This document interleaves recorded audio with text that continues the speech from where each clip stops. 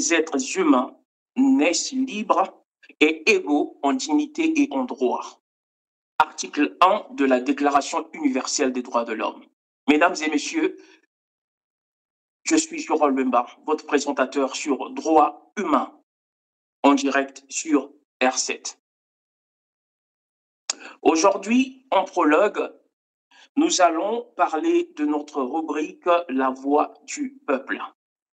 Et donc, dans La Voix du peuple, nous faisons un petit retour sur les commentaires de nos téléspectateurs, parce qu'il est important pour nous de vous rappeler que vous êtes importants. Nous tenons à vous remercier pour votre soutien, votre présence, votre engagement.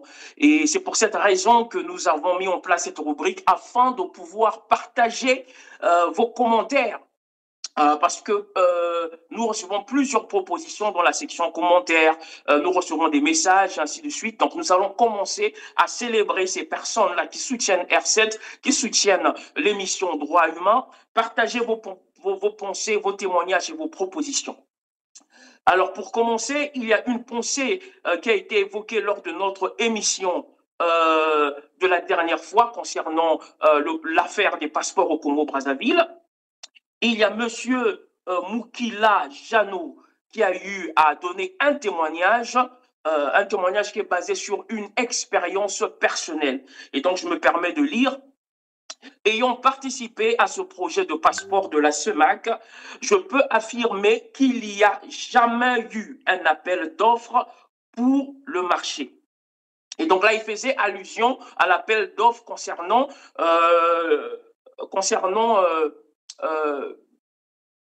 le projet de passeport au Congo-Brazzaville, parce que nous avons évoqué lors de l'émission dernière qu'il n'y a pas eu d'appel d'offres public conformément à la procédure et à la loi. Et donc ce dernier confirme qu'il n'y a pas eu d'appel d'offres. Et il continue en disant, cependant, le problème de pénurie de passeports n'est pas dû à la société émettrice de notre passeport.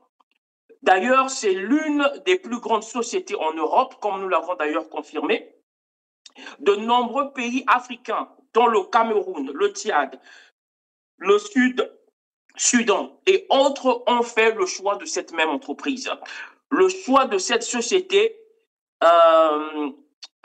voilà, donc il a cité ces pays en disant que ces pays ont fait le choix de la même société et tout se passe bien. Donc ils n'ont pas les problèmes que nous expérimentons au Congo-Brazzaville. Il s'agit d'un problème de management au niveau du Congo-Brazzaville. L'argent payé pour le passeport est détourné et les services compétents ne peuvent pas faire des commandes conséquentes à temps pour éviter la rupture des stocks et en sus, le renouvellement des licences se fait souvent après leur expiration. Voilà. Et donc, il continue en disant, c'est un problème de gestion qui dépend de la hiérarchie. Pour être bref, voilà. Et donc, je confirme également ce que M. Moukila Jano vient de dire, parce que nous avons également reçu des informations qui confirment que même le gouvernement congolais a une dette envers cette entreprise en ce qui concerne la livraison des cartons, ce qui explique également le problème que nous avons au Congo-Brazzaville.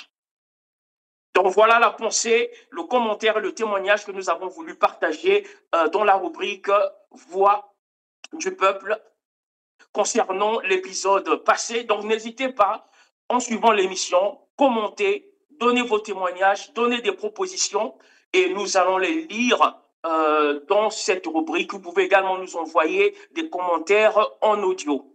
Vous pouvez donner votre nom ou rester anonyme, cela dépend de vous. Alors, toujours dans le prologue de notre émission de ce jour, nous allons une fois de plus venir épingler le scandale qui se passe au Congo-Brazzaville concernant le problème de passeport. Nous avons tout de suite vu récemment une affaire qui fait couler de l'encre à l'international concernant M. Mehdi Idjaoui. Ce dernier est recherché par Interpol pour escroquerie grâce à un sulfureux homme d'affaires français bien introduit au Congo. Monsieur Idjaoui a obtenu le passeport diplomatique congolais, se faisant passer pour le conseiller de monsieur Sassou Nguesso à l'international.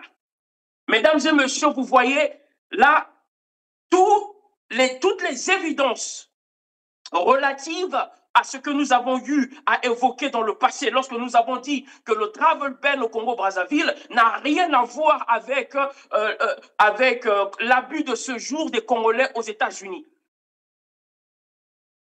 Il avait déjà banni les ressortissants de 8 pays du sol américain en cours de son premier mandat, une décision jugée efficace qui pousse Donald Trump à réitérer. Aujourd'hui, je signe un nouveau décret imposant des restrictions sur les visiteurs en provenance de différents pays, dont le Yémen, la Somalie, Haïti, la Libye et de nombreux autres. L'étendue des restrictions appliquées dépend de la gravité de la menace posée. La liste est sujette à révision en fonction des améliorations matérielles apportées. Et de nouveaux pays peuvent être ajoutés à mesure que des menaces émergent dans le monde. Selon le président américain, cette interdiction est la conséquence de l'attaque menée dimanche lors d'un rassemblement en soutien aux otages israéliens dans le Colorado et dont l'auteur était sur le territoire américain de manière illégale. L'interdiction de voyage concerne en tout 12 pays et entrera en vigueur le 9 juin. Mais cela est lié à une mafia au niveau des documents diplomatiques, au niveau des passeports, une mafia des documents qui sont donnés à des personnes reconnues comme étant criminelles à l'international au niveau d'Interpol et également des personnes qui sont listées comme étant terroristes. C'est pour cette raison que nous avons eu ce travel ban. Et voilà pourquoi nous avons lancé une campagne et nous avons contacté les autorités américaines afin de demander un selective travel ban, c'est-à-dire que au lieu que ce soit une sanction qui affecte toute la population congolaise, nous demandons un travel ban ciblé qui s'attaque juste aux personnes concernées. Parce que nous savons tous les coupables dans cette affaire sont tous dans le gouvernement. Il s'agit des gouvernants du Congo et des membres de leur famille, sans oublier leurs partenaires véreux. Alors, laissez le peuple congolais en dehors de votre mafia et de ces activités qui humilient notre patrie. Chers compatriotes, l'heure est grave. Semaine après semaine, il y a de nouveaux dossiers qui tombent, qui ne font que confirmer l'état catastrophique du Congo-Brazzaville. C'est pour cette raison que nous devons tous être impliqués. Nous sommes à quelques mois des élections. Il est important pour nous d'être actifs, de comprendre notre devoir, de comprendre nos droits par rapport à ce sujet important, le vote. Et c'est pour cette raison que dans cet épisode, comme sujet majeur, nous allons parler des droits de vote. Droit de vote pour la candidature présidentielle et droit de vote en ce qui concerne votre liberté de choisir le candidat qui vous convient. Parce que nous savons tous, au pays comme dans la diaspora, actuellement, il y a un sujet, il y a des polémiques, il y a des tensions au niveau du choix des candidats aux élections de 2026. Alors, comme vous le savez, nous, sur droits humains, nous ne sommes pas dans la propagande ni polémique, nous parlons avec des faits. Nous parlons selon le droit, selon les droits, selon les articles, selon la loi et selon des éléments factuels. Alors, mesdames et messieurs, c'est parti. Nous allons donc commencer par le droit de se porter candidat à la présidentielle. Les critères légaux. Quels sont les textes qui encadrent l'éligibilité et à la présidentielle au Congo-Brazzaville? Nous avons l'article 66, parce que nous allons parler de ça. Nous avons aujourd'hui l'affaire Ntoubi. Nous avons l'affaire, est-ce que le président de la République doit se présenter, oui ou non? Pour certains, ils disent que non, Destin Gavé, il est trop jeune, on a besoin des personnes qui ont de l'expérience. D'autres disent que voilà, Dave Mafoula, il est aussi trop jeune. Certains disent que non, ils font partie du système, et ainsi de suite. Et quand on parle des anciens comme le doyen Mirassa et autres, d'autres disent qu'ils sont trop âgés. Mais finalement, que veulent les Congolais et surtout que dit la loi congolaise? Est-ce que la loi congolaise approuve cette discrimination par rapport à l'âge? Trop jeune, trop vieux? Eh bien, nous allons lire le droit. nous allons laisser parler là, le droit. Alors, article 66 de la Constitution de 2015. Peuvent se porter candidats à la présidence de la République tout Congolais d'origine, jouissant de ses droits civils et politiques, âgés d'au moins 30 ans, ayant exercé une activité professionnelle pendant au moins 8 ans, jouissant de la bonne moralité, en pleine possession de ses facultés mentales et physiques, dûment constatées par 3 médecins agréés. Mesdames et messieurs, voici ce que dit la loi congolaise. Alors, aujourd'hui, on ne va pas vraiment parler, prendre du temps sur tous les candidats, parce que dans le passé, nous avons beaucoup parlé sur des candidats qui étaient déjà connus. Les Destin Gavé, ils ont été critiqués par rapport à leur âge, mais aujourd'hui, en lisant l'article 66 de la Constitution, eh bien, on voit que ces derniers sont qualifiés. Je pense que Destin Gavé n'a pas moins de 30 ans. Dave Mafoula n'a pas moins de 30 ans. Donc, ce procès qui est fait sur ces personnes concernant leur âge doit cesser parce que l'article 66 de la Constitution leur donne le droit de se présenter aussi longtemps que ces derniers sont congolais d'origine, juste leurs droits civils et politiques, ont exercé une activité professionnelle pendant au moins 8 ans.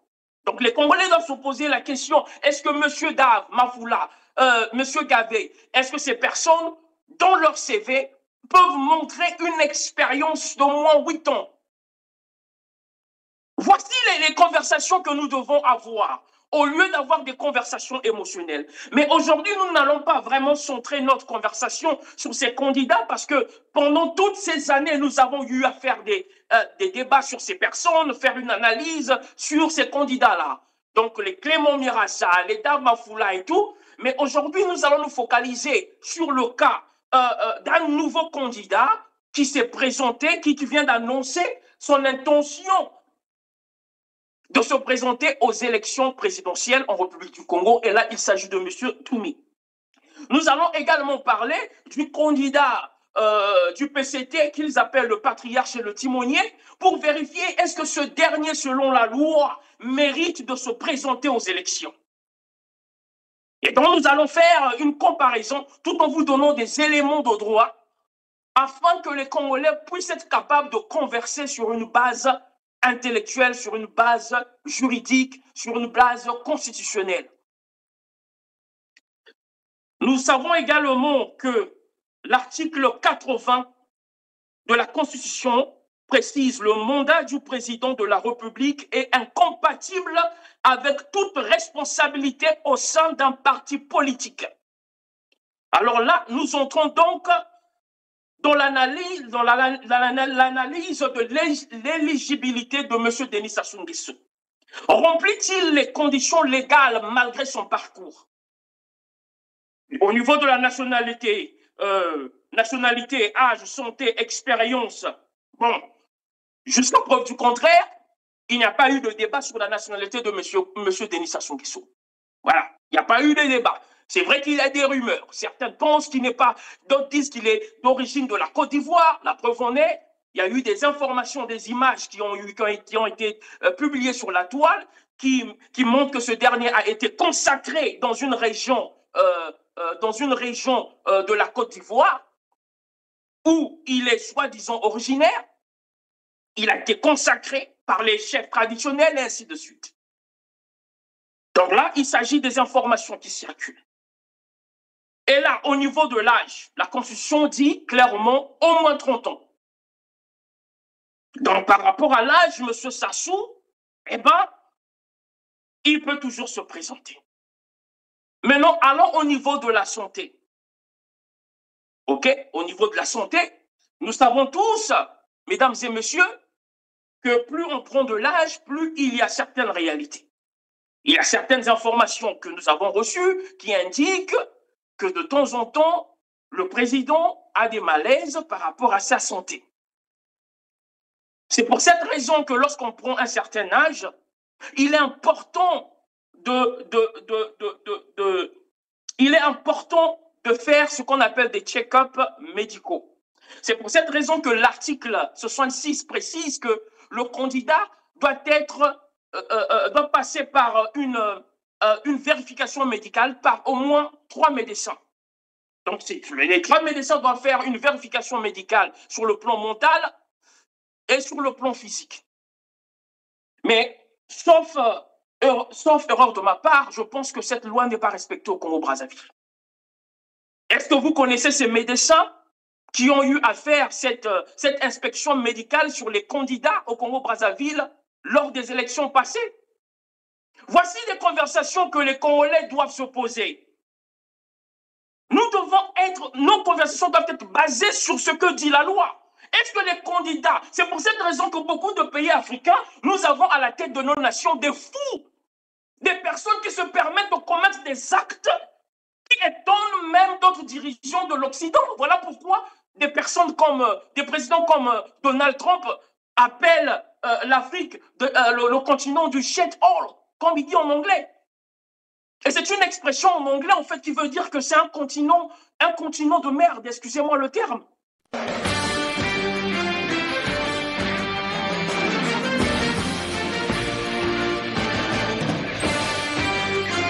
Et le président de l'un des pays les plus pauvres d'Afrique a dépensé 400 000 $ en factures d'hôtel lors de 2 courtes visites à New York l'année dernière. Le Sunday Times de Londres affirme que Denise Sassou Nguesso de la République du Congo, également connue sous le nom de Congo-Brazzaville, a séjourné 2 fois au Waldorf Astoria. Lors d'une visite, son entourage a occupé 44 chambres et a accumulé une facture de 252 000 $, une partie ayant été dépensée en champagne coûteux et autres boissons onéreuses. Plus de 70% des 3 millions d'habitants du pays vivent avec moins de 2 $ par jour, malgré des revenus pétroliers de 2,5 milliards de dollars en 2006. Et l'année dernière, le pays a reçu un important allègement de dettes de la part de la Banque mondiale et du Fonds monétaire international, car il a déclaré être trop pauvre pour honorer ses engagements financiers.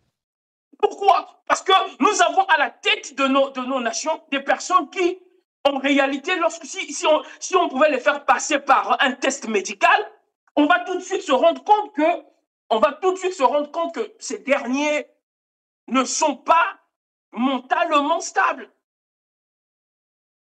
Ah oui, il faut une analyse à ce niveau. Tous les candidats qui veulent être président cette année, les Congolais doivent dire, nous voulons qu'ils puissent passer par une vérification mentale. Les Destin Kavé, les Dav Mafoula, M. Denis Sassou Nguesso, Troumi et toutes ces personnes-là, ils doivent être vérifiés par au moins 3 médecins pour se rassurer que les Congolais ne vont pas être dirigés par des malades mentaux.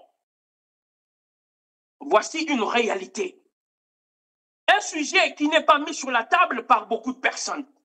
Mais et pourtant, c'est capital.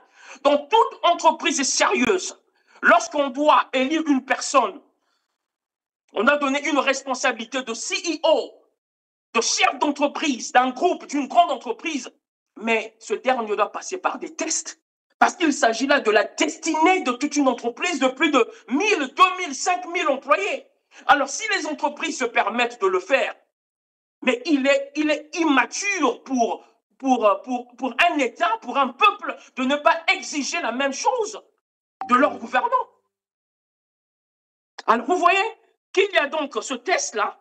Maintenant, dans l'article 66, il y a un point très important sur lequel j'aimerais que nous puissions discuter. Il s'agit là d'un sujet très important. L'article 66 parle également de la bonne moralité. L'article 66 parle de la bonne moralité. Alors, est-ce que M. Denis Sassou Nguesso, est-ce que M. Denis Sassou Nguesso est connu comme une personne qui a une bonne moralité?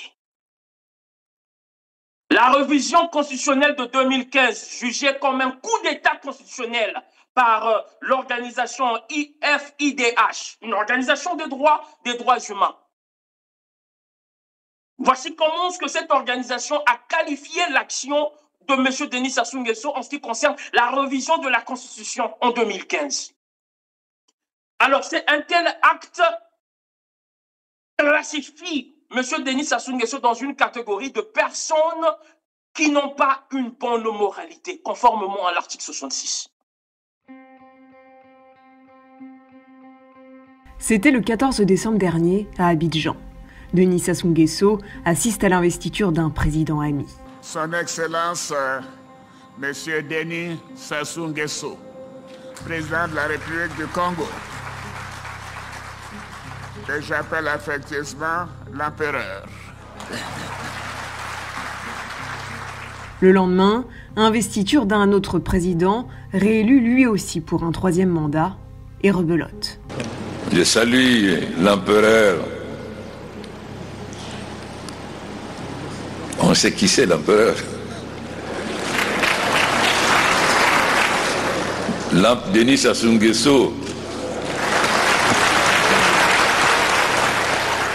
Alors avec ses 37 années à la tête du Congo, Denis Sassou Nguesso serait-il le maître? Si le surnom d'empereur se veut élogieux, il sonne gênant tant il évoque tacitement les coups de force de cet homme né il y a 77 ans à Edou, au centre du Congo. Son ascension débute aux côtés du capitaine révolutionnaire Marien Ngouabi.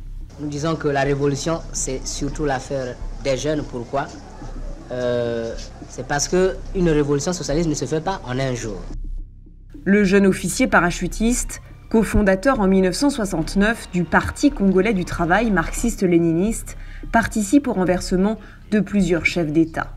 Alphonse Massamba Deba, Joachim Yombi Opango. En 1979, l'ancien agent des renseignements et ministre de Ngouabi, assassiné en 1977, accède au pouvoir. Sa trajectoire est stoppée net. En 1992, il est battu lors de l'élection présidentielle face à Pascal Lissouba. Je ne peux pas dire que le marxisme est imprégné d'une manière aussi profonde que ça l'esprit ou l'âme africain, en tout cas l'esprit ou l'âme congolais. Il s'agit d'une sorte de mode. Et je peux dire que cette mode est passée. Le Congo s'enfonce alors dans un cycle de violence. Amer, le vaincu entame sa traversée du désert. 5 ans d'exil à Paris, mais revient plus déterminé que jamais et préparé. Il reconquiert le pouvoir par les armes en 1997, après 5 mois de guerre civile, grâce au soutien décisif de l'armée angolaise. Garantir le respect des droits fondamentaux de la personne humaine et les libertés publiques. En 2002, 2009 et 2016, des présidentielles sont organisées. Les opposants font campagne sous la pression d'un pouvoir tout-puissant. Et beaucoup terminent en prison après le scrutin. Les gens ont peur. Et parce que la mouvance est tentée de traquer l'opposition. En 2015, nouveau coup de force, Denis Sassou Nguesso change la Constitution lors d'un référendum contesté par tous, sauf par lui et son parti. Le 21 mars, il briguera un 4e mandat et pourrait rester au pouvoir jusqu'en 2031. Nous allons continuer. La violation des droits humains, Amnesty International, l'OCDH ont eu à émettre des rapports concernant la moralité dans la gouvernance de M. Denis Sassou Nguesso, les tortures, les arrestations arbitraires, le cas de la Sibwiti et récemment le cas de l'avocat Bob Masuka. Un avocat, Maître Ben Kaben Masuka, a été arrêté. Il est arbitrairement détenu dans les services de l'État. C'est une affaire grave. Cette gravité n'est pas due à la personne civile de l'avocat, mais à son statut. Il faut rappeler que de l'ensemble des professions libérales qui existent au Congo, seule la profession d'avocat bénéficie des garanties procédurales exorbitantes de droit commun. C'est-à-dire qu'en temps ordinaire, on ne peut procéder à l'arrestation d'un avocat que suivant une procédure spéciale et en présence à la fois du procureur général et du bâtonnier de l'ordre des avocats, du bâtonnier du barreau.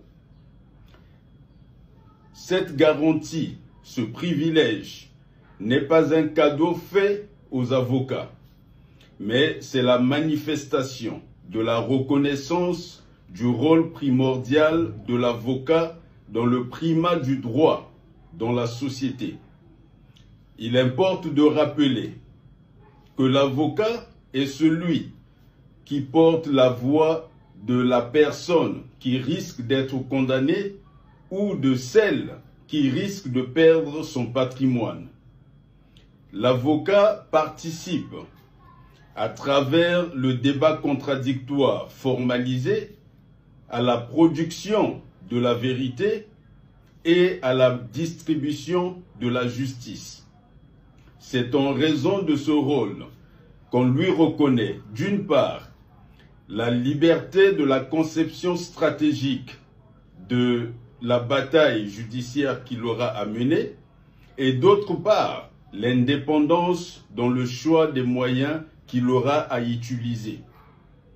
C'est dans ce contexte qu'il est important de rappeler aussi que l'avocat en droit congolais est un auxiliaire de justice, non pas un auxiliaire du magistrat, mais un auxiliaire de justice, donc de la valeur fondamentale que représente la justice. Ce qui fait qu'il n'y a pas de justice sans avocat, parce que l'avocat est la béquille de la justice selon l'expression légale, auxiliaire de justice. Au-delà, l'avocat est une personne humaine, c'est un homme, et bénéficie comme tous les hommes des droits fondamentaux de la personne humaine. Or, notre société est allée trop loin dans la violation des droits de l'homme. Les droits de l'homme, c'est un sujet indisponible parce que les droits de l'homme sont inaliénables et imprescriptibles. Ce n'est donc pas un sujet de négociation. Les droits de l'homme, ça se respecte, un point, c'est tout. Lorsque vous êtes avocat, donc vous bénéficiez des droits de l'homme et que vous bénéficiez de surcroît des garanties procédurales exorbitantes de droit commun, l'État ne peut pas procéder tel qu'il a agi concernant Maître Ben Kaben Masuka. C'est pour cette raison, puisqu'il est nécessaire que l'État puisse faire une marche en arrière sur cette voie de respect des droits de l'homme, pour ne pas dire de violation des droits de l'homme, il est nécessaire que l'État recule, que nous puissions dans cette société vivre pour tous les hommes sous la primauté du droit, et pour les avocats en particulier, lorsque des actions doivent être menées à leur encontre, que l'État se fasse la violence de respecter les procédures.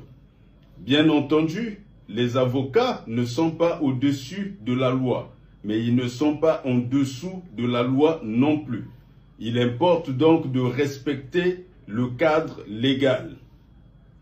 Pour cela, je joins ma voix à toutes les voix individuelles et collectives qui se sont exprimées au Congo comme à l'étranger pour demander la libération immédiate et sans condition de Maître Ben Kaben Masuka.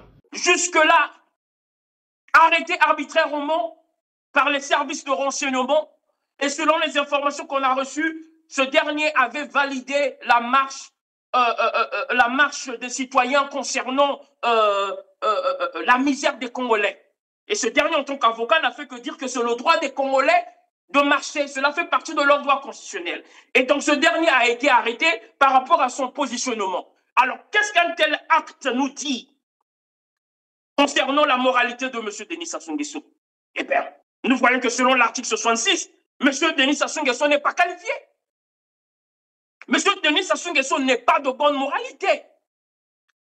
Ensuite, nous passons à la corruption et enrichissement illicite. Le vol des deniers publics, documenté par Global Witness. Les rapports sont présents. Nous n'allons pas passer du temps à les détailler, sinon nous risquerons de passer toute une journée. Global Witness a documenté les activités de mafia, de corruption, de détournement de fonds le placement des fonds du denier public dans des paradis fiscaux par M. Sassou Nguesso et son clan et les membres de son gouvernement. Et encore un autre exemple qui montre, qui montre la mauvaise moralité de M. Denis Sassou Nguesso. Et sur cette base, nous voyons que M. Denis Sassou Nguesso ne mérite pas d'être président même actuellement et ne mérite pas de se présenter aux élections à venir parce que sa moralité est plus que questionnable. Nous allons encore continuer. Toujours dans le cadre de la moralité, la distribution illégale des passeports et documents diplomatiques aux criminels, aux seigneurs de guerre. Une histoire connue de tous d'ailleurs dans le prologue de notre émission. Nous avons parlé de cet élément. Nous avons parlé du cas de cet homme qui est soi-disant conseiller du président de la République, possédant un passeport diplomatique signé par la présidence, mais qui est en réalité un criminel. Et à ce niveau, on se dit, mais M. Denis Sassou Nguesso est en train d'humilier nos services de renseignement. Il se présente comme un ancien numéro 2 des renseignements marocains, contraint à l'exil après avoir dénoncé des dérives internes. En réalité, Mehdi Hijawi n'est pas poursuivi pour ses idées, il est recherché pour escroquerie par Interpol. Voici les faits. Le 17 juillet, Le Monde publie un article retentissant sur Mehdi Hijawi. Il y est présenté comme un ancien haut responsable de la JED, le renseignement extérieur marocain, devenu lanceur d'alerte, menacé et aujourd'hui en fuite. Mehdi Hijawi a bien travaillé pour la JED, mais il n'a jamais été officier supérieur, encore moins numéro 2. Son poste, contrôleur général, un grade civil inférieur à celui de préfet de police. Il est renvoyé une première fois en 1995 pour faute grave, réintégré 10 ans plus tard en 2005, il est de nouveau limogé en 2010. Bilan, 7 années de service, aucun rang stratégique, aucun accès au cercle de décision. Mais après son éviction, Mehdi Hijawi ne disparaît pas. Il se fabrique une nouvelle légende, celle d'un homme de l'ombre, supposément proche du palais. À Rabat, on le croise dans certains lieux comme l'Absinthe, un bar connu où il cultive l'image d'un initié au secret d'État.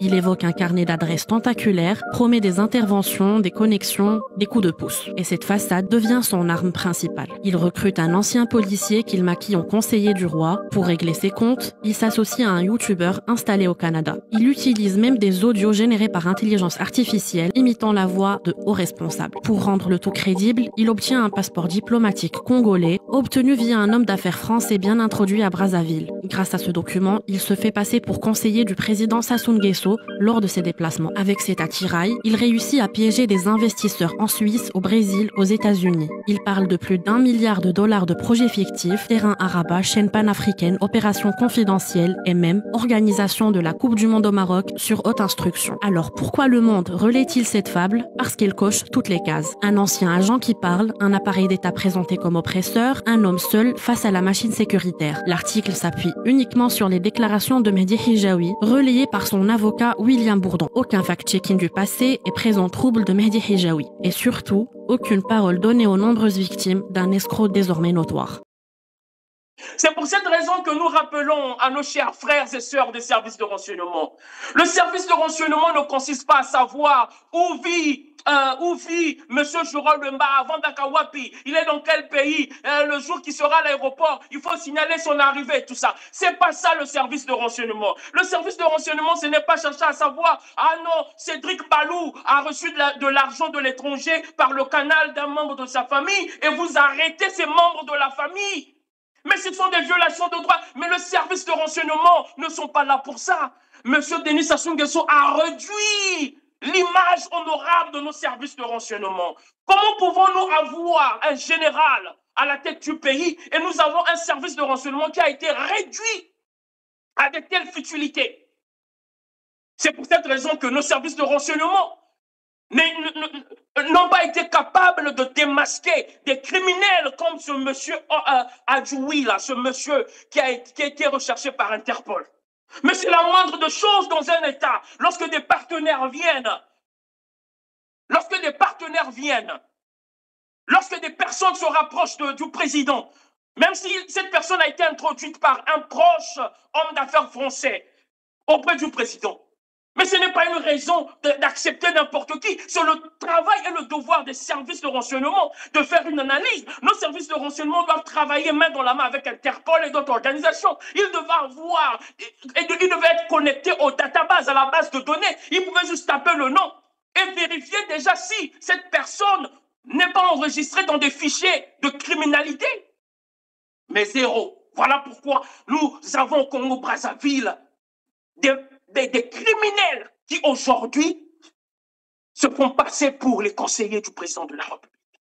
Et aujourd'hui, l'image de nos services de renseignement bafouée.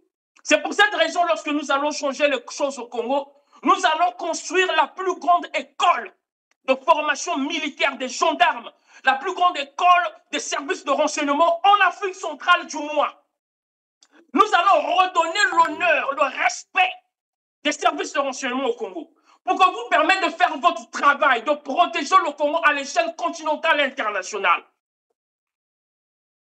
Et non, être là en train de vérifier ce qui se passe dans les quartiers, kidnapper les petits-enfants, vous voyez un enfant avec des dreadlocks, vous le kidnappez et demain, le lendemain, le petit est tué. Ce n'est pas ça les services de renseignement. Nous allons ramener l'ordre parce que nos services de renseignement méritent d'être bien formés, d'être bien équipés et de faire leur travail comme il se doit. Nous allons restaurer cet honneur-là en tant que patriotes. Donc nous voyons là, une fois de plus, que la moralité de M. Denis Sassou Nguesso, la moralité de M. Denis Sassou Nguesso est plus que questionnable. Et comme si cela ne suffisait pas, il y a également un problème d'incompatibilité de fonction par rapport à l'article 80 qui interdit toute responsabilité partisane. Ce n'est pas une surprise, loin de là. Comme on pouvait le deviner, la proposition de faire de Denis Sassou Nguesso le candidat du Parti congolais du travail à la présidentielle de 2021 est passée comme lettre à la poste. Elle a en effet été approuvée à l'unanimité à l'issue du congrès du parti au pouvoir qui s'est achevé dans la nuit de lundi à mardi. A sollicité la candidature à l'élection présidentielle 2021 du camarade président Denis Sassou Nguesso. C'est vrai ou faux? C'était à l'unanimité. Un choix inéluctable, celui du changement dans la continuité, de la stabilité et de la paix, ont commenté les membres du parti au pouvoir qui défendent le choix du président Sassou Nguesso d'être celui de trop. C'est le choix de l'expérience, ce sont des choix de la sagesse. Le camarade président du comité central, le camarade Denis Sassou Nguesso, est notre champion de toute évidence. Nous savons tous que M. Denis Sassou Nguesso, nous le savons tous, mesdames et messieurs, que M. Denis Sassou Nguesso occupe encore une position de leadership au sein du PCT. Mais cela est contre la Constitution. Je ne suis pas dans la polémique. Sur R7, sur le droit humain, nous sommes factuels. Nous sommes sur le droit, nous sommes sur les éléments juridiques. L'article 80 interdit toute responsabilité partisane. Sassou dirige de facto le PCT. Il s'agit donc là d'une violation constitutionnelle flagrante, impactant sa probité morale. Et bien voilà, mesdames et messieurs, des éléments sur lesquels les Congolais doivent réfléchir afin de pouvoir créer un vrai débat sur les élections. Et donc, comme vous voyez clairement, sur la base de la probité, M. Denis Sassou Nguesso ne mérite pas de se présenter aux élections. Et par rapport à ces actes, il y a également un élément que les Congolais ne veulent pas, ou peut-être ne savent pas. C'est peut-être pour ça qu'ils n'en parlent pas. La Constitution parle de la haute trahison. Un président en fonction peut être démis de ses fonctions en cas de trahison. L'article 95 et 96 énonce la haute trahison comme manquement grave au devoir, passible de destitution. Mesdames et messieurs, acte potentiellement incriminable. Réforme inconstitutionnelle, ce qui est le cas pour la révision de la Constitution de 2015. C'est un acte qui peut être classifié comme haute trahison.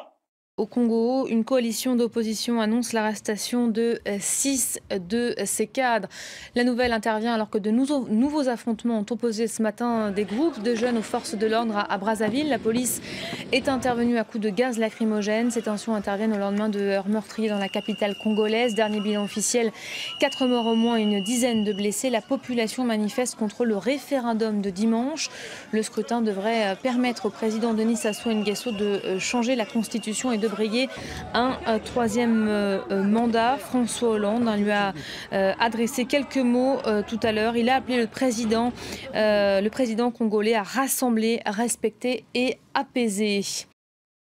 Mais est-ce que les Congolais en parlent? Deuxième acte, atteinte grave aux droits humains. La violation des droits humains, selon la Constitution, est classifiée comme un acte de haute trahison. Tout ce qui se passe actuellement au Congo-Brazzaville, l'arrestation des avocats, l'arrestation des acteurs politiques comme Lassi Bouiti, torturés, empoisonnés, toutes les menaces, le tracking, l'abus des droits des Congolais sur tous les niveaux. Selon la Constitution, ces violations, ces jeunes Congolais, pleins d'avenir, qui sont arrêtés juste à cause de leur apparence et sont enfermés puis assassinés sans procès. Il s'agit là de violations de droits humains. S'il passait le 5 novembre dernier, c'est la question que se pose Olga Samba après la mort de son neveu Giuliano Lubaki, dont la dépouille a été identifiée à la morgue du centre hospitalier et universitaire de Brazzaville par sa sœur. Cet homme de 35 ans avait été arrêté et gardé à vue par la police après une dispute avec son épouse. Vraiment, l'État n'a qu'à faire son travail. L'État n'a qu'à faire son travail pour que justice soit rendue. Parce que pour nous, c'est vraiment une injustice au niveau de la police. Si elle avait fait son travail légalement en faisant la part des choses, notre fils ne se serait pas retrouvé au cachot.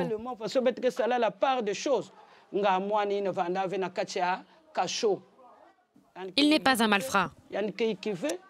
Au total, 6 personnes sont décédées dans des circonstances troublantes dans les geôles du commandement territorial des forces de police de Brazzaville. Pour le gouvernement de la République qui déplore ces drames, ces décès sont accidentels.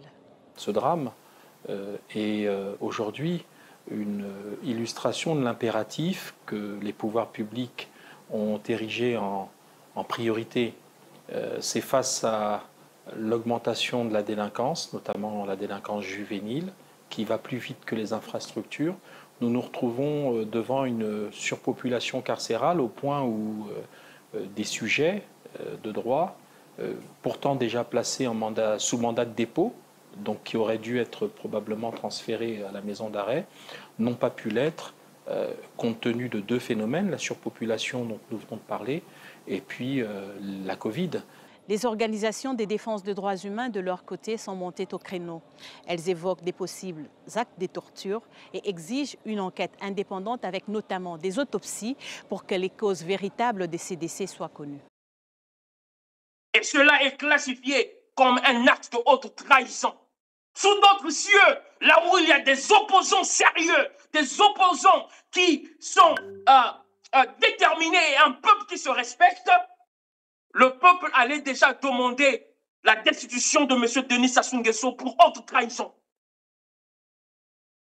Voici ce sur quoi nous devons discuter. Au lieu d'être dans des polémiques, au lieu d'être dans des conversations qui n'ont ni tête ni queue, nous devons être dans les éléments, dans les éléments juridiques, dans les éléments constitutionnels. Et enfin, la corruption et compromission de la souveraineté économique. Cela est constitué et classifié comme un acte de haute trahison. Tout ce qui s'est passé récemment, les concessions qui se font, qui empiètrent et qui affectent la souveraineté économique du Congo-Brazzaville. Nous avons eu plusieurs cas. T'as de la Sonélec et toutes ces activités, ces mafias de concessions qui se passent. Je l'ai annoncé, invité du journal, M. Papa Mamadou Diop, directeur général de la SOSELEC, la Société d'électricité du Congo, et M. Jean-Bruno Dangadou, directeur général de la Société énergie électrique du Congo. Avec eux, nous reviendrons sur la signature hier de la convention d'affermage entre le gouvernement congolais et la SOSELEC concernant le segment distribution et commercialisation de l'électricité au Congo. Bonsoir à vous, monsieur le DG. Bonsoir. Bonsoir. Alors, monsieur Jean-Bruno Dangadou, nous venons de suivre le reportage relatif à la signature de la convention d'affermage concernant le segment distribution et commercialisation de l'électricité entre le gouvernement et la société SOSELEC, filiale de droit congolais de la société sénégalaise Sénélec.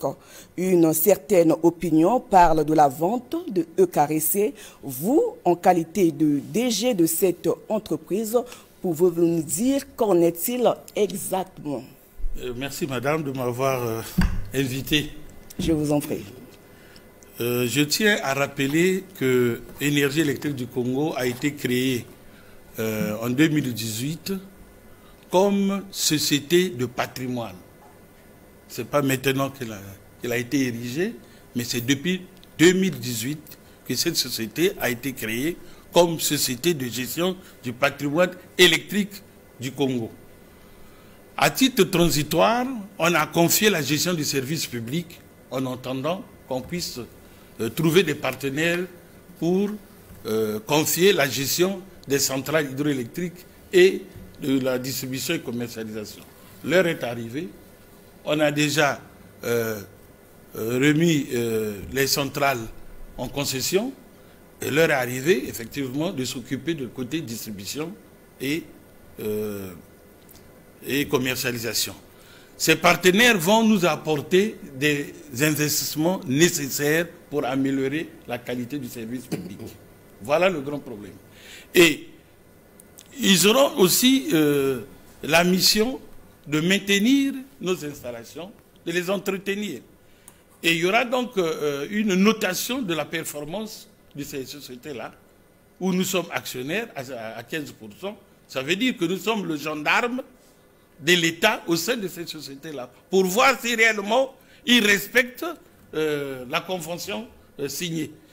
Si au bout de 2 ans, en ce qui concerne par exemple la distribution et la commercialisation, si au bout de 2 ans, nous constatons qu'ils n'arrivent pas à atteindre, on ne sent pas d'amélioration, d'évolution dans ce qu'ils font, l'État peut décider de retirer cette société entre la gestion de ce patrimoine entre leurs mains et remettre à EKRC en attendant de trouver encore un autre partenaire.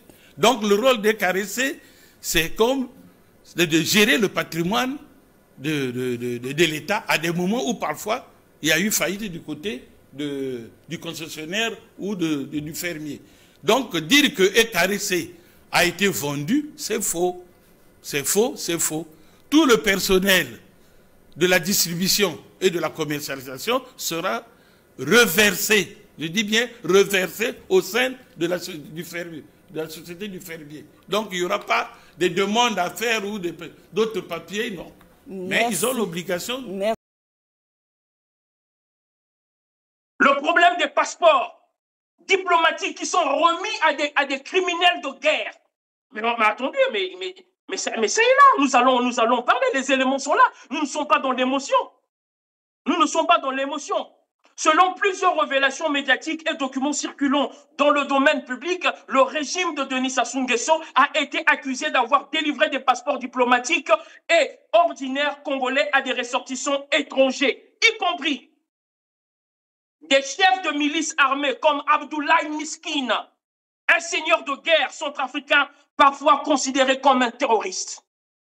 Des individus ordinaires de pays classés à haut risque terroriste, comme la Syrie, le Liban, voire le Pakistan, sans procédure de naturalisation claire ni transparence administrative.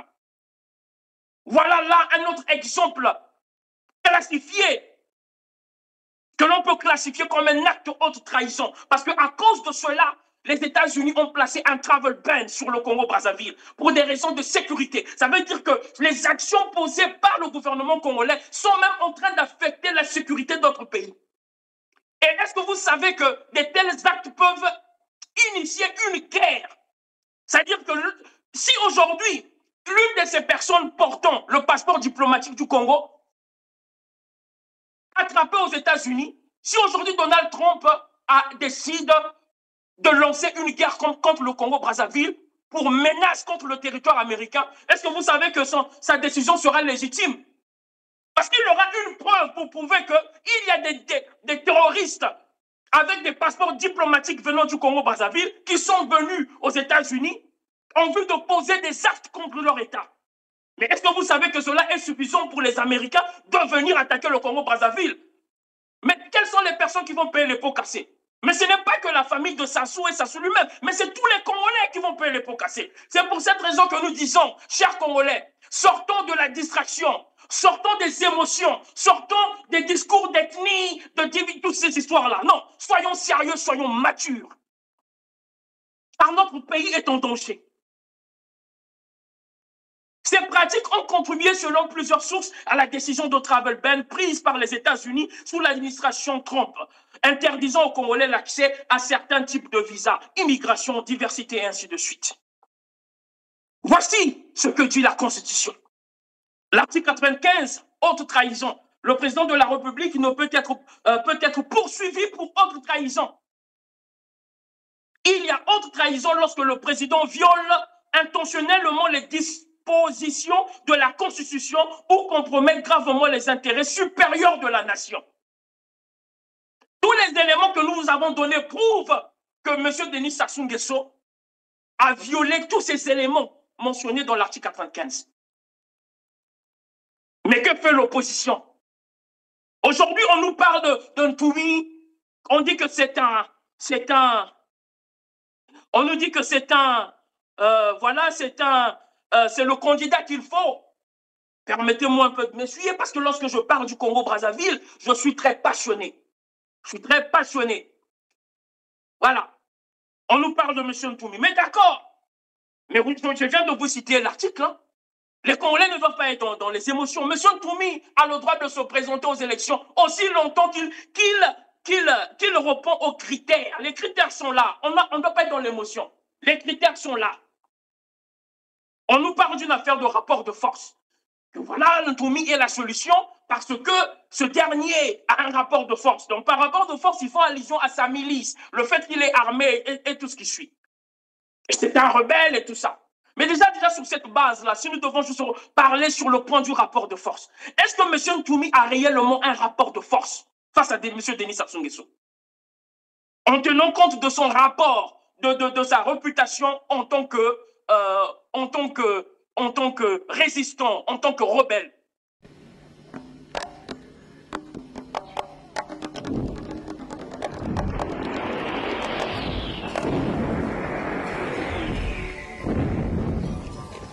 Avec sa petite famille, Fortuné a marché une semaine pour rentrer à Brazzaville. Sa chemise bleue et quelques affaires, c'est tout ce qu'il a pu ramener chez lui. Premier regard sur la région qu'il a fui il y a bientôt une année, premier checkpoint de police. Avec lui sa grand-mère et sa petite sœur de 15 ans qui vient d'accoucher en forêt.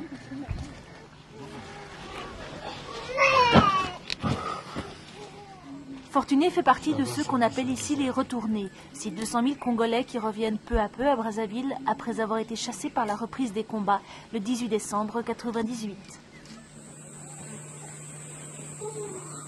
Dernier kilomètre avant de rejoindre un poste de secours à l'entrée de Brazzaville. Soulagement, Fortuné et les siens, ils ont échappé à la forêt et aux miliciens incontrôlables qui y sévissent. Mais combien d'autres sont restés dans la région du Congo? Personne ne le sait. Là-bas aussi, nous avions laissé des mamans, des jeunes, des petits-enfants sont malades. Très malades, sont au fond de forêt, souffrent. Ça fait une semaine, 2 semaines, 1 mois sans manger. Donc c'est pas ici en ville, c'est là-bas. Vous allez là-bas, aux forêts. Déjà, quand on parle de la définition d'un résistant, un rebelle, il y a certains critères que l'on peut voir. Lorsque vous allez juste à côté chez nos voisins en RDC, on voit Nanga, un nouveau rebelle qui vient de naître. Un nouveau rebelle qui vient de naître. Mais il répond aux critères d'un rebelle parce qu'on voit que ce dernier a conquis toute une province et ensuite il a eu à conquérir d'autres territoires qui aujourd'hui ne sont pas sous le contrôle de l'État. Est-ce qu'aujourd'hui, quelqu'un peut me montrer des éléments qui prouvent que M. Toumi a déjà eu à faire un rapport de force face à Denis Sassou Nguesso en prenant le contrôle de toute une province au Congo-Brazzaville?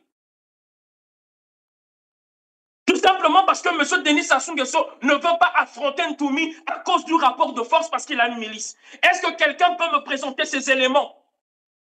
Est-ce que M. Ntoumi a même déjà eu, a même inquiété dans le pool là? Il y a des gens du pouvoir, les Isidore Vouba et autres, qui ont des fermes, qui ont des maisons et tout ça. On n'a jamais entendu Ntoumi même aller même kidnapper juste un seul mouton.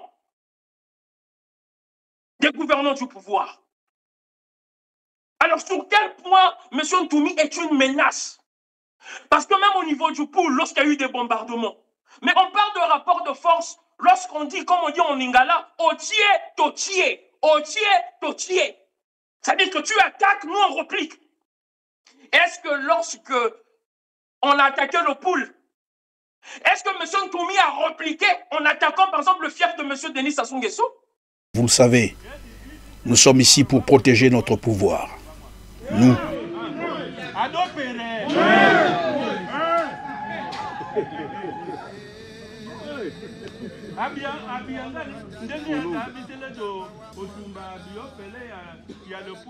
Lorsque nous avons brûlé le département du Poul, on ne nous a rien fait. Ils n'ont rien fait, le ciel n'est pas tombé. Nous n'avons pas droit à l'erreur, nous devons protéger notre pouvoir. C'est la souffrance ici, telle que vous me voyez là. C'est tout ce qui me reste maintenant. J'ai 70 ans. Jusqu'à l'heure où nous sommes en train d'échanger avec vous, nous vivons dans la forêt. Certains d'entre nous sont malades. Nous vivons comme des poulets, comme des chiens, une vie de misère. Depuis que cette expédition militaire punitive a commencé, je n'ai plus de village. Toute ma famille est morte. À Monoko où nous étions, 5 personnes sont mortes. De l'autre côté, ils ont incendié environ 37 personnes dans une maison. 37 personnes ont été tuées dans ce village depuis le début de cette opération militaire punitive.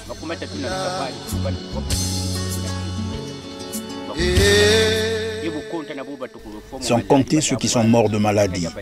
Le village était grand, il y avait beaucoup de gens. Je n'ai plus personne de ma famille. Il n'y a jamais eu de retour à ce niveau. Le pool a été bombardé. Les pauvres innocents, nos frères ont été tués. Nos frères ont été tués. Pendant ce temps, il n'y a pas un seul membre de la famille Ntoumi qui a été affecté. Ni sa femme, ni ses enfants, ni lui-même. Étrange, quand même. Mais plusieurs Congolais de la région du Poul ont été assassinés, violés, tués, bombardés. Alors dites-moi, où est le rapport de force? Le rapport de force s'installe lorsque vous occupez une zone et que Sassou n'est pas capable même de venir toucher le cheveu d'un seul citoyen qui se trouve dans la zone sous votre contrôle. C'est ce qui se passe par exemple en RDC avec Nanga. En ce moment, l'armée de la RDC n'est pas capable d'aller où se trouve Nanga pour aller, je ne sais pas, même collecter même l'impôt. Impossible. L'armée de la RDC ne peut pas se rendre dans les zones à l'est, là-bas, à Goma, pour pouvoir toucher une seule personne. C'est ce qu'on appelle un rapport de force. Mais est-ce que nous avons vu ça avec M. Ntoumi?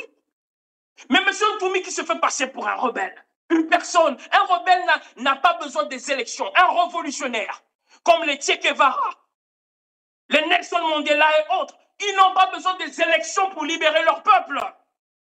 Mais arrêtez de distraire le monde. Arrêtez de distraire la population. Un vrai rebelle n'a pas besoin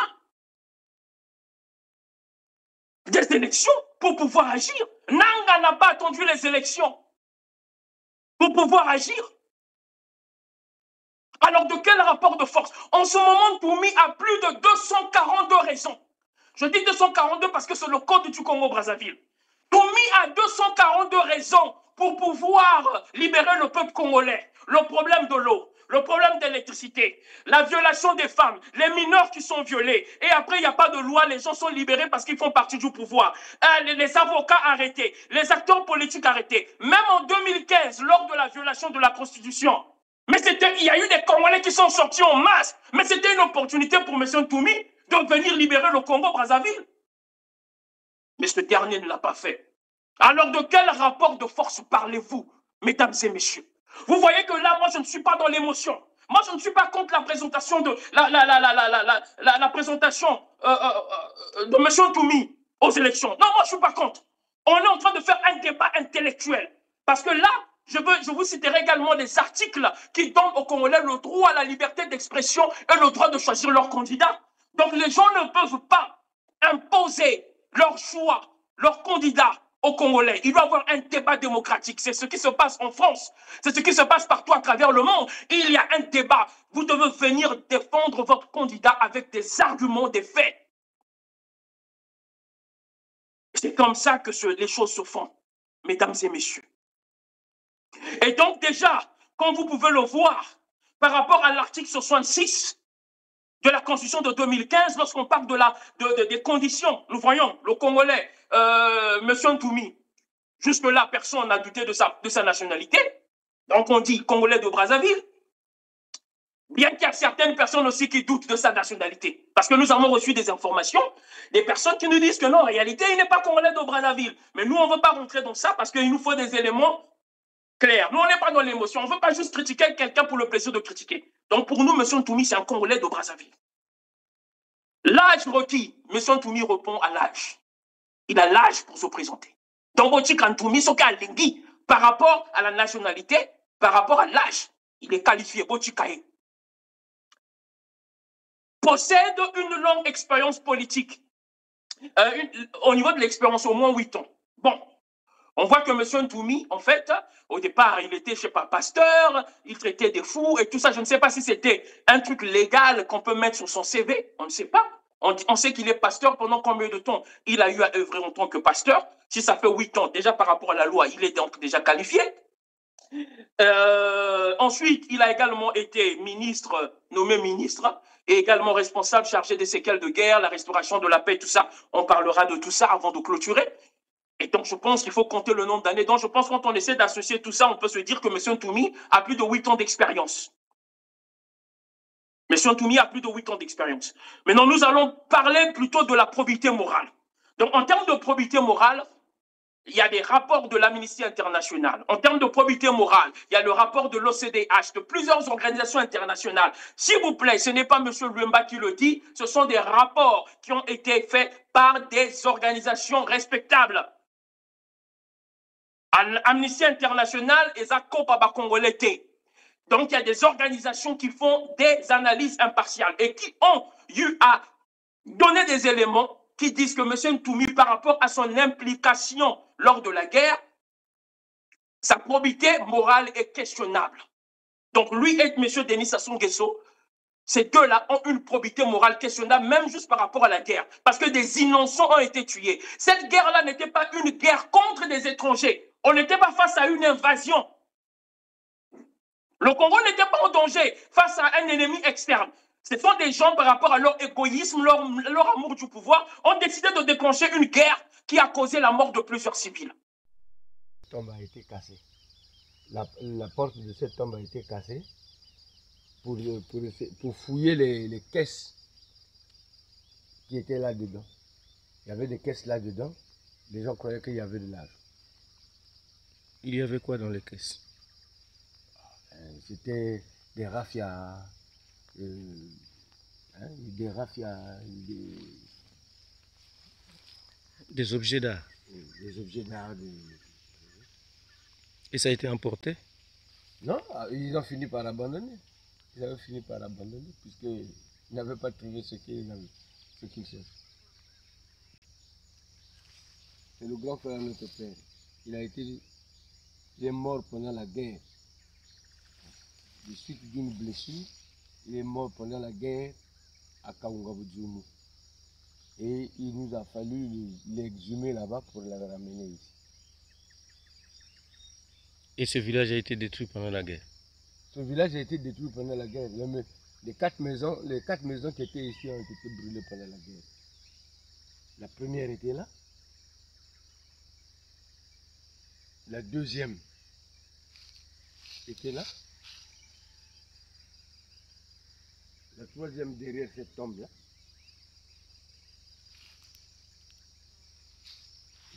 Derrière cette tombe-là, il y avait la plus grande maison là. Et puis, là à côté, là aussi, il y avait une maison. Et qui a détruit? Les ex-combattants, les militaires. Ils ont brûlé. Hein? Ils avaient brûlé. Les militaires. Il les brûlait parce que ça peut être des refuges des ex-combattants. Et comme eux, ils avaient un bouchon en bas là, un bouchon en bas, donc ils pouvaient d'abord venir se cacher ici pour aller et ensuite descendre pour les attaquer. Donc voilà la véritable raison pour laquelle ils avaient tout brûlé. Même les maisons qui en bas là aussi, c'était habité. Il y avait, je crois, 6 maisons en bas là.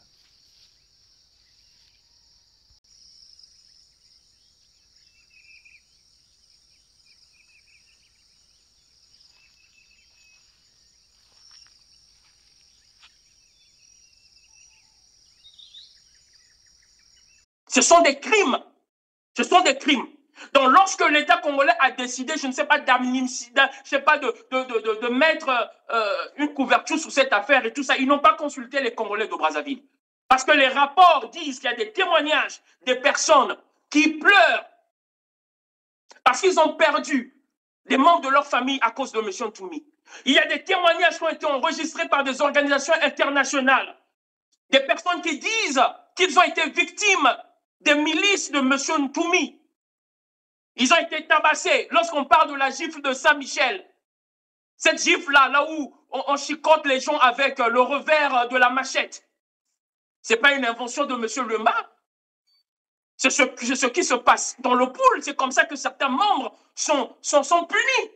Où est le respect des droits de l'homme de la part de M. Ntoumi et de son équipe?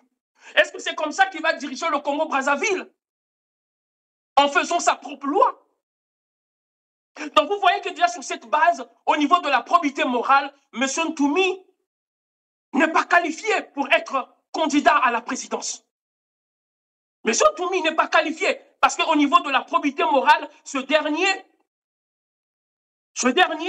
a été chef historique des milices ninja accusé d'exaction pendant la guerre du Pool, 1998-99, 2002-2016. Plusieurs rapports d'ONG locales et internationales, FIDH, OCDH, Human Rights Watch, ont évoqué des cas de meurtre de civils, de viol, de pillage attribués à la milice de M. Ntoumi. Ce n'est pas Jérôme Lema qui le dit, mesdames et messieurs. Ce sont les rapports, des institutions reconnues et respectées sur le plan continental et sur le plan mondial. On parle même de l'enrôlement d'enfants soldats par M. Ntoumi, selon les rapports. Est-ce que selon la Charte des droits de l'homme, dans la section concernant la protection des enfants, est-ce qu'il est normal pour un démocrate d'utiliser des enfants comme bouclier de guerre, d'enrôler des enfants à la guerre? Et quelle guerre? Ce n'est même pas pour défendre le pays. M. Ntoumi, dans sa milice, ils ne défendent pas. Les gens du Pool sont toujours exposés contre un bombardement. Ils ne sont pas protégés. La preuve en est, il y a une vidéo qui circule de M. je crois, Dominique Okemba qui dit qu'en langue du Nord, en disant que nous avons bombardé le Pôle, le ciel n'est pas tombé, ils n'ont rien fait. Et par ils n'ont rien fait, ils s'adressent à qui? Ce n'est pas Ntoumi. Ils ont dit que Ntoumi n'a rien fait. On a bombardé le Pôle, Ntoumi n'a rien fait, le ciel n'est pas tombé. Alors dites-moi où est le rapport de force, mesdames et messieurs. Les gens meurent pour rien. Les Congolais sont morts pour rien. Mais aujourd'hui, nous voyons bien que c'est M. Ntoumi qui a des entreprises. Vous voyez? Et par rapport à la probité, son image de pasteur contraste fortement avec le caractère violent des actions de ses troupes. M. Ntoumi se fait passer pour un pasteur. Mais moi, je connais les codes ecclésiastiques. Un pasteur ne peut pas cautionner la violence sur des innocents, sur des peuples, sur des femmes, sur des enfants. Donc, il y a déjà contraste entre son titre de pasteur et les actions qu'il pose sur le terrain. Jusque-là, je suis sur des faits. Mesdames et messieurs, je ne suis pas dans l'émotion. Je ne suis pas dans la division ethnique. Nous, ici, nous parlons par rapport aux faits. Nous parlons par rapport aux faits. Parce que lorsque nous avons soutenu d'autres candidats, à une époque, nous avons soutenu M. Mokoko, sans chercher à savoir est-ce qu'il est de ma tribu ou pas. À un moment, nous avons soutenu, les Congolais ont soutenu M. Kolela, paix à son âme. Là, je parle du Kolela fils. Mais les mêmes personnes aujourd'hui qui s'opposent à la candidature de Ntoumi sont les mêmes qui ont soutenu M. Kolela. Donc, vous ne pouvez pas parler de tribalisme. Parce que M. Kolela et M. Ntoumi sont tous du pool, sont de la même région. Alors, vous ne pouvez pas dire aux gens qui aujourd'hui essaient de questionner, vous demandent de nous convaincre concernant Ntoumi, vous ne pouvez pas leur qualifier de tribalistes. Non, puisque ce sont ces mêmes personnes qui ont eu à soutenir même les experts de communication de l'équipe de M. Ntoumi. Parce que ici, là, nous parlons, nous sommes ici sur les droits, nous devons faire respecter le droit. Faire respecter le droit des activistes, des journalistes. Nous avons vu des activistes et des journalistes se faire attaquer par certains membres de l'équipe de communication de M. Ntoumi.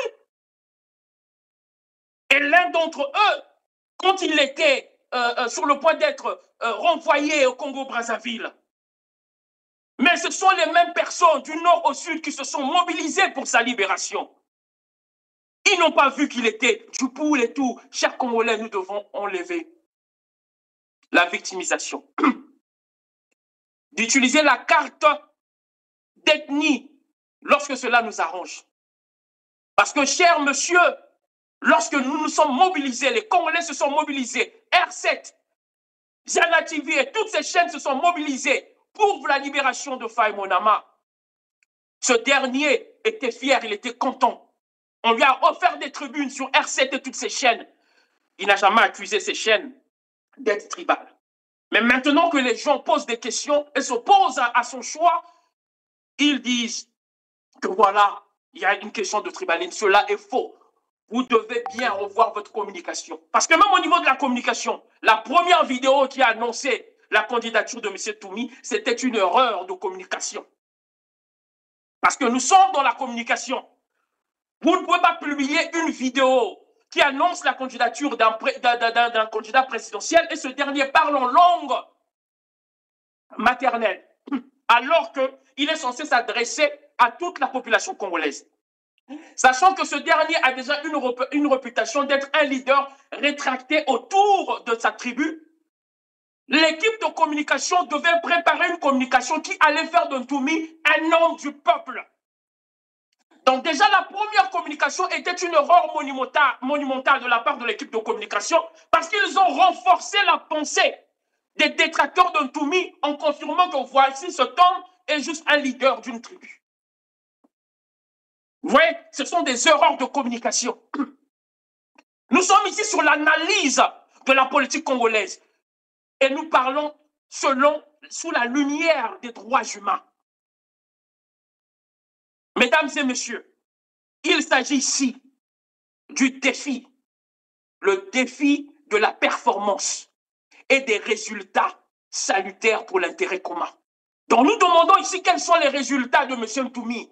Parce qu'un candidat sous d'autres cieux, aujourd'hui les gens, quand on critique la réputation de M. Sassou Nguesso, les mêmes éléments de Ntoumi sont fiers. Ils disent oui, Sassou a failli, son bilan est nul et tout ça. Mais lorsqu'on critique la moralité de M. Sassou Nguesso, vous êtes fiers, vous êtes contents et vous-même vous le faites aussi. Alors, respectez également le choix des Congolais de pouvoir questionner la probité, la moralité de M. Ntoumi, également questionner son bilan. Vous devez plutôt venir et apporter des éléments pour dire que ce que vous dites est faux. Voici les preuves. C'est ça la communication. Une communication ne peut pas être basée sur des polémiques, sur des clashs. Ça, c'est la politique. On n'est pas dans les influences des réseaux sociaux. Ça, c'est de la politique. Et dans la politique, la communication, elle doit être soignée. Et donc, mesdames et messieurs, nous allons bientôt clôturer, mais nous parlons ici, là, nous parlons également des témoignages. Nous parlons également des témoignages des victimes dans le pool qui dénoncent encore aujourd'hui l'absence de la justice et de reconnaissance des souffrances causées par la milice de M. Ntoumi. Des acteurs de la société civile et religieuse s'interrogent sur son silence concernant la responsabilité passée. Voici ce que dit l'article 66 concernant la moralité d'un candidat. Et par rapport à ces éléments, nous voyons que M. Ntoumi ne répond pas aux critères, mesdames et messieurs. Et nous allons chuter sur le bilan. Ah oui, mesdames et messieurs, nous allons chuter sur le bilan. Le bilan de M. Denis Sassou Nguesso, on le connaît déjà, il est plus que médiocre. Il est plus que médiocre. Pendant 42 ans, ce qu'il a accompli n'est rien. M. Ouattara est juste à quelques kilomètres. En 15 ans au pouvoir, il a accompli des choses que M. Sassou ne va jamais accomplir de toute sa vie. Plus de 300 lycées, 400 collèges, des écoles primaires, il y en a plein, en centaines. Les autoroutes, des chaînes de télévision modernes. Est-ce que vous allez comparer juste une seule chaîne de télévision de la Côte d'Ivoire avec Télé Congo? La Côte d'Ivoire a au moins trois chaînes nationales. 3 chaînes. Donc la Côte d'Ivoire a un budget annuel qui doit inclure la gestion de 3 chaînes. Mais regardez Télé Congo, au Congo-Brazzaville, nous n'avons qu'une seule chaîne nationale. Nous n'avons qu'une seule chaîne nationale. Mais M. Denis Sassou Nguesso et son ministre de télécommunications, M. Thierry Mungala, sont capables de gérer cette chaîne de télévision qui nous bombarde avec des éléments qui datent de l'époque de la préhistoire. Je ne sais pas de quelle époque. Les logos nuls, des présentations, des transitions nuls. Nos journalistes mal payés, menacés lorsqu'ils veulent pas faire le vrai journalisme. Lorsqu'ils veulent faire du vrai journalisme, ils sont menacés pendant les quinzaines gouvernementales de monsieur Mungala. Donc le gouvernement de M. Denis Sassou Nguesso, ce gouvernement a failli.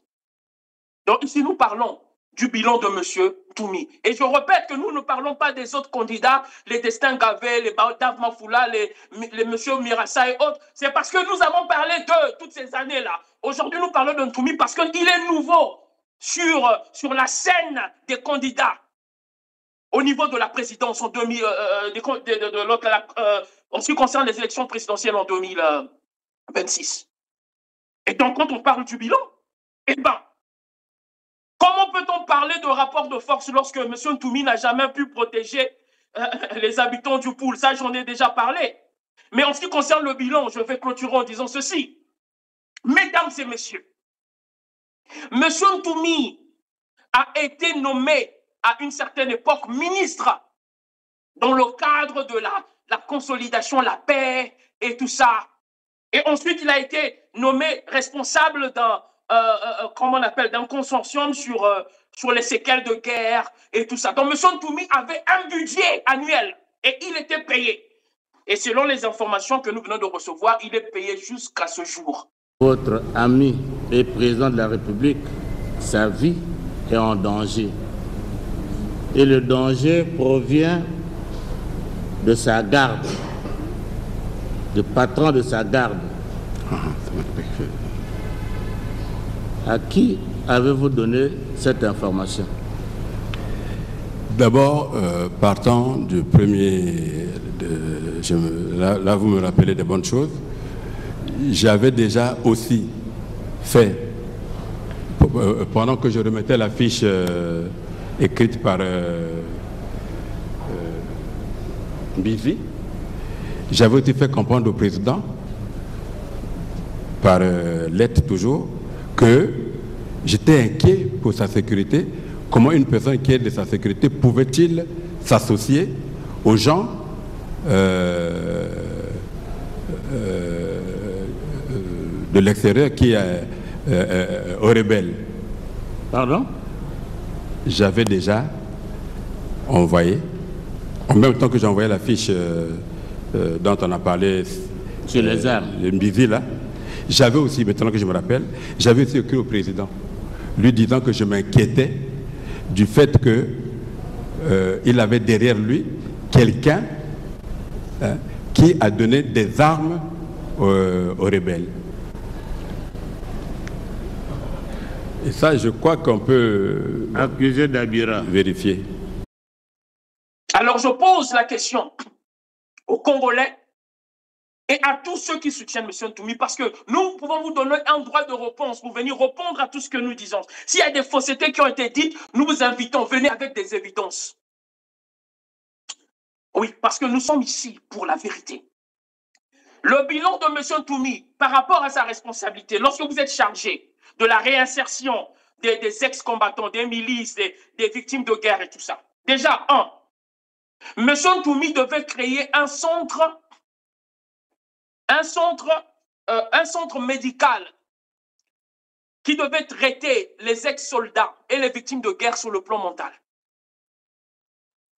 Les personnes qui ont été amputées, il devait créer un centre moderne où il devait avoir un département de prothèses, employer des personnes qui devaient créer des prothèses pour toutes les victimes de guerre. Au Congo-Brazzaville, moi je vous parle, il y a des victimes de guerre qui aujourd'hui n'ont pas de bras, n'ont pas de pieds, à cause de la guerre. À cause de la guerre de Ntoumi et de Denis Sassou Nguesso. Donc en tant que responsable de la réinsertion des victimes de guerre, que ce soit ces milices, parce que ce ne sont pas des soldats, je n'aime pas parler de soldats de guerre, parce qu'ils n'ont pas combattu pour le Congo. Non, non, non, non, non. Ils n'ont pas combattu pour le Congo. Normalement, ce sont des renégats, ce sont des criminels. Ce sont des criminels. Mais ce sont ces mêmes soldats qui se plaignent. Il y a eu des vidéos qui ont circulé, même des ex-membres de M. Denis Sassou Nguesso et des ex-membres de la ministre de M. Ntoumi, qui se plaignent du fait qu'ils ont été abandonnés. On a vu des vidéos qui ont circulé sur le net, des gens qui ont dit, vous nous avez demandé de remettre les armes, vous nous avez promis du boulot. Jusqu'aujourd'hui, nous n'avons rien vu. Voici des éléments qui prouvent l'échec de M. Ntoumi par rapport à sa mission de rétablir ces ex-miliciens dans la société. Il n'y a pas un seul centre médical spécialisé dans le domaine du traitement psychique des séquelles de guerre au Congo-Brazzaville. Il n'y en a pas. Et pourtant, M. Ntoumi a eu un budget annuel. Où est passé cet argent? Nous posons la question à M. Ntoumi et à toute son équipe. Où est passé cet argent? Où est le centre? Et ça, c'est un. Donc, il devait avoir déjà un élément médical, une structure médicale qui allait traiter les victimes et les soldats sur le plan psychique et physique. Parce que ces soldats-là, avant de les remettre même dans la société, ou les insérer dans l'armée, dans la gendarmerie, ainsi de suite, ils doivent passer par un recyclage mental. Sinon, ils vont commettre des meurtres. Ils vont abuser le peuple croyant qu'ils sont encore en guerre. C'est ce qui se passe aux États-Unis. Quand il y a des vétérans qui reviennent de la guerre, ils ne sont pas directement réinstaurés dans la société. Ils passent d'abord dans des camps, on les prépare à la réinsertion dans la société. Il y a un département qui s'occupe de ça. Mais M. Ntoumi n'a pas pu mettre en place une telle structure au Congo-Brazzaville. 2. M. Ntoumi devait créer une école de formation. Parce qu'on ne peut pas mettre toutes ces personnes-là dans l'armée ou dans la gendarmerie. Donc, M. Ntoumi devait créer une grosse école de formation pour apprendre à ces jeunes la menuiserie, la peinture et plein d'autres métiers. L'agriculture, afin et maintenant accompagner ces personnes avec un fonds de financement pour permettre à ces derniers de se relancer dans la société, afin qu'ils puissent être des atouts pour le Congo. Mais M. Ntoumi a failli sur ce point. Mais pourtant, il a reçu l'argent. Et pourtant, il a un salaire. Alors, dites-moi, une personne qui n'a pas été capable de gérer une simple tâche, un simple ministère. Et pourtant, M. Ntoumi est connu comme une personne qui traite les problèmes de fous. C'est comme ça qu'il est connu. Il est connu dans ce sens. Normalement, ça devait être son premier réflexe de créer un centre. Comme je l'ai évoqué tout à l'heure, cela n'a pas été fait. Alors, dites-moi, il est où le bilan il n'y a pas un seul souvenir que M. Ntoumi a laissé dans le pool, ni dans la République du Congo, concernant son passage dans le gouvernement, ni dans la structure qui avait été mise en place. Et pourtant, ce dernier reçoit de l'argent. Et je conclue en disant ceci. Pour tous ceux qui le savent, M. Ntoumi est propriétaire de plusieurs entreprises dans le pool. M. Ntoumi est propriétaire de plusieurs entreprises dans le pool. Et l'abbé Yangissa, qui est passé sur R7, dans son témoignage, a eu à le confirmer. Et il a parlé des propos de M. Ntoumi qui a même eu à dire que nous n'allons pas laisser que nos richesses puissent être pillées par ces personnes-là, comme les Vili l'ont permis. Mais vous n'avez pas vu les Vili s'agiter comme on voit les gens s'agiter aujourd'hui. Les gens pouvaient aussi se lever pour dire « Ah, comment est-ce qu'on peut dire ça ?» Vous n'avez pas vu ça. Alors pourquoi les gens de Ntoumi s'agitent? Mais pourtant, il y a une déclaration là de Ntoumi, une déclaration tribale envers une autre ethnie. Mais vous n'avez pas vu les gens s'agiter. Vous n'avez pas vu les gens créer des tumultes sur les réseaux sociaux. Vous voyez que les tribaux, ce n'est pas les autres, c'est vous. Alors arrêtez de distraire le peuple congolais. Nous devons passer aux choses sérieuses, mesdames et messieurs. Je clôture en disant ceci. M. Ntoumi a des entreprises.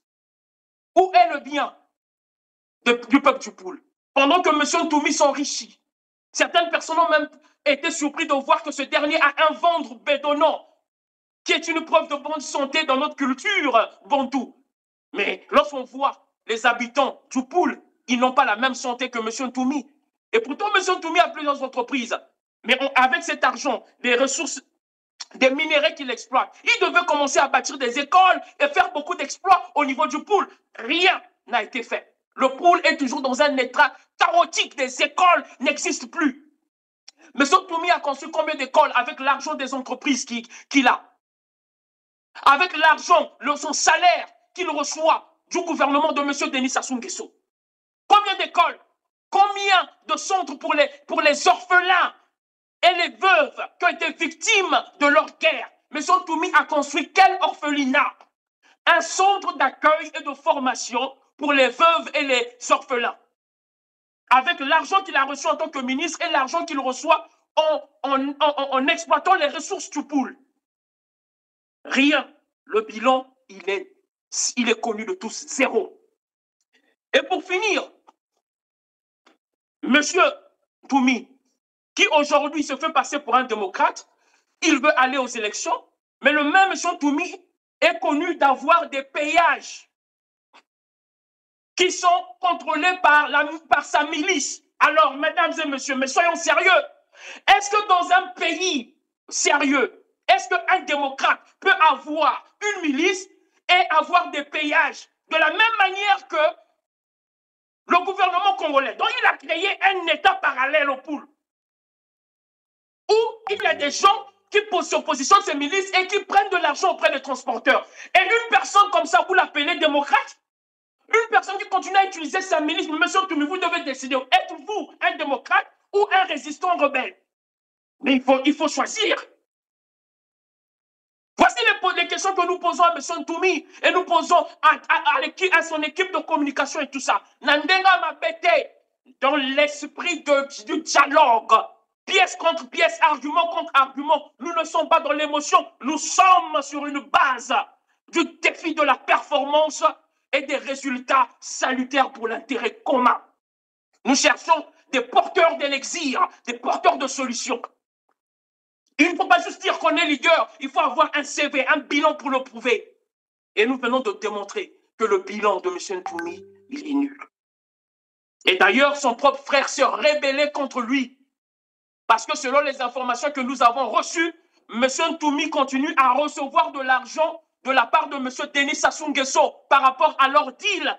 Pendant que le peuple du pool souffre, M. Ntoumi continue à recevoir l'argent de la part de M. Sassou. Et son frère s'est révolté parce que M. Ntoumi ne faisait pas le partage, ne voulait pas lui donner sa part. Alors le frère de M. Ntoumi s'est révolté. Il a également décidé de créer son propre mouvement. Asali Wenge Naye, Asali Extra Musique Naye. Et il a aussi mis en place son propre péage où il extorque et escroque les transporteurs congolais qui essaient de gagner leur vie honnêtement. Voyez-vous, mesdames et messieurs, sur le plan de la moralité, sur le plan du bilan, Monsieur Ntoumi n'est pas digne d'être président de la République du Congo. Il en est de même pour monsieur Denis Sassou Nguesso. Nous faisons une analyse sincère, impartiale, basée sur des éléments. Mesdames et messieurs, nous vous remercions de votre attention et de votre soutien. Et nous vous invitons à continuer cette conversation et à prendre des actions. Parce que les élections, c'est dans quelques mois. Nous devons protéger notre pays avant qu'il puisse plonger dans un chaos total. Mesdames et messieurs, c'est votre présentateur, votre frère, votre fils, le patriote, le porteur d'élixir, Jurol Mbemba, sur Droit Humain, sur la chaîne incontournable R7. À nous revoir la prochaine fois. Nous vous souhaitons une excellente fin de journée. Nous vous aimons. Allez, ciao.